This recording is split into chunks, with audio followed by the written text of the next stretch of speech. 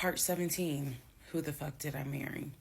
So, for context and just to clarify some stuff, going forward, I'm going to now call my ex-husband, I'm going to use the name that I call him in real life. So that way it clears up the whole fiance, boyfriend, husband, ex-husband thing. So, his name is Legion.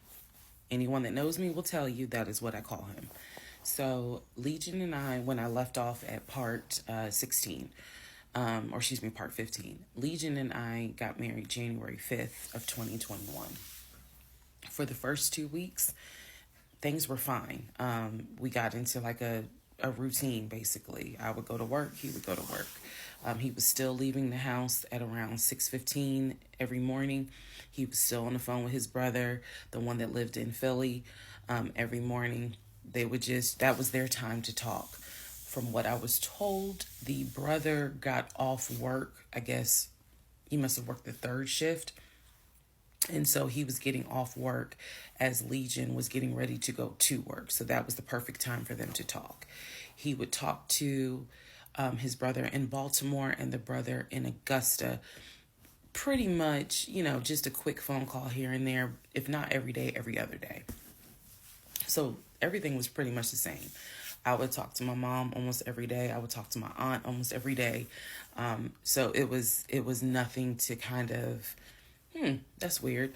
That's what the morning routine was. He would talk. So I worked at Georgia State Patrol. And I said this in a previous video, but again, there were things I said in previous videos that I remember saying, hey, remember that because it's going to come back later. So I worked at Georgia State Patrol. I had been working there for almost 8 years, 7 or 8 years by the time Legion got into the picture. He was fine with the fact that I worked within law enforcement. I'm not a trooper. I'm not a sworn officer. I'm a civilian. However, again, his dad was a retired police officer. So he was perfectly fine in the beginning with the fact that I worked for Georgia State Patrol. He had been to my office before. He had met some of my co-workers. Obviously, even with COVID, because I still had to go into the office 2 or 3 days a week, he had been up there. So the friend who took me to the hospital when I had my miscarriage has met him. He and I have been to her home with her and her significant other before. So again, even in the world of COVID, when there were little times where you could get together with people, he has met people in my life. He has met my friend, or that particular friend, and he has met some of my coworkers. So when we got married, the first 2 weeks, like I said, was fine. And then it's as if something snapped. Something just changed. What was totally acceptable before, suddenly little comments were made. Why are you wearing that to work? You get off at 3:30, so you'll be home by 5, right? Things that had never happened before. He had never questioned what time I'm going to be home. Really, he didn't need to question it because when I'm off work, I leave. So it was never a situation of, I'm going to just sit around at work and just run my mouth because I have nothing to do. And then it turned into, he would call me every day from work. And I'm going to demonstrate how those phone calls went. But he would call me every day from work. And if he even so much as heard a male voice in the background, he would have little comments to me. Who was that? Are they in your office? Man,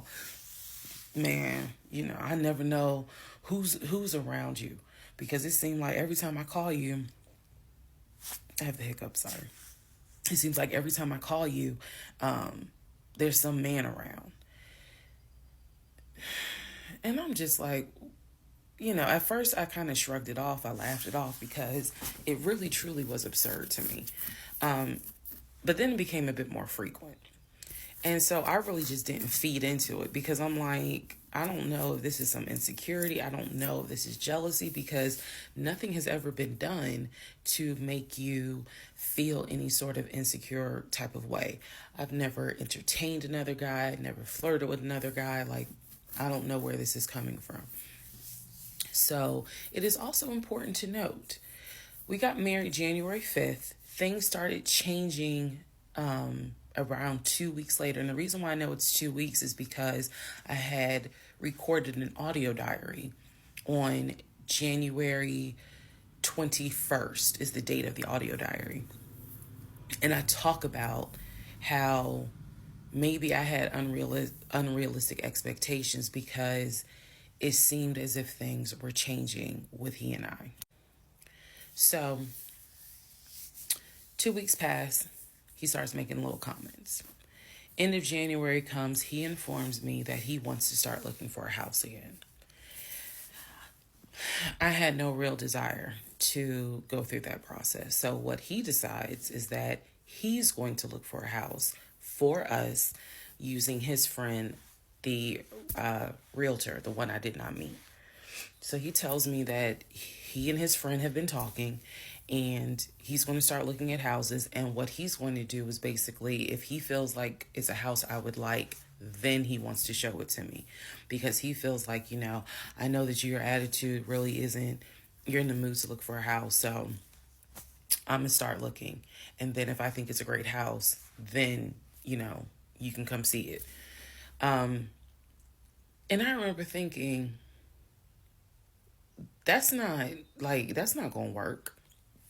You're not going to choose a house without me. And he was like, no, I'm not going to choose the house, but I just think that, me and old boy have been talking. And so he has some houses that he is representing. He wants to show me. So why don't you let me look at it?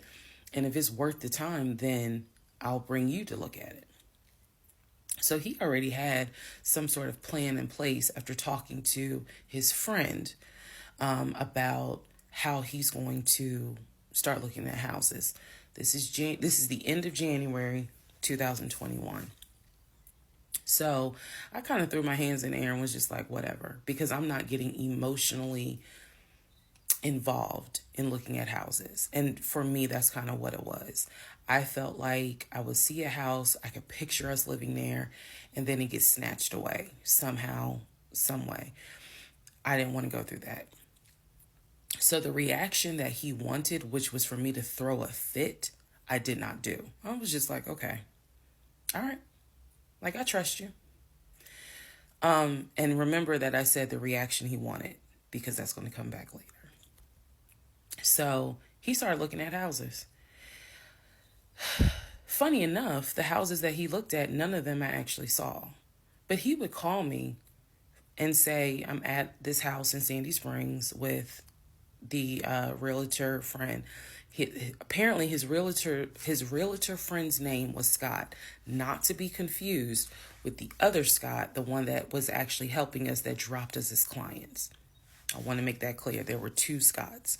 One is the realtor who was representing us, who said, hey, I need proof of funds. If you don't have those proof of funds, I cannot show you any more houses.